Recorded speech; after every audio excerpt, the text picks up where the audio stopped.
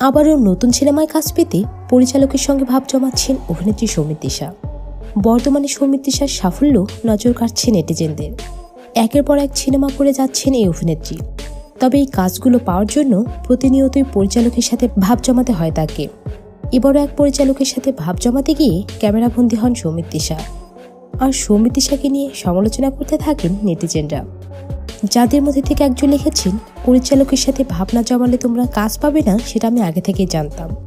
আরেকজন লিখেছেন, নায়িকা তুমি একা নাও, এত নায়িকা থাকতে সব অফার তোমার কাছে যাওয়ার বুঝি এটাই কারণ। কেউ বা লিখেছেন, এই জন্যই বুঝি সৌমিত্রিষা এত তাড়াতাড়ি উপরে উঠল। তো বন্ধুরা, আপনারও কি মনে হয় সৌমিত্রিষা পরিচালকের সঙ্গে ভাব জমিয়ে সাফল্য অর্জন করেছে? আপনার মতামতটি হ্যাঁ অথবা না লিখে কমেন্ট করে জানাবেন। এবং প্রতিদিন নতুন নতুন ভিডিও পেতে অবশ্যই চ্যানেলটিকে সাবস্ক্রাইব করবেন। ভিডিওটি শেষ পর্যন্ত দেখার জন্য ধন্যবাদ।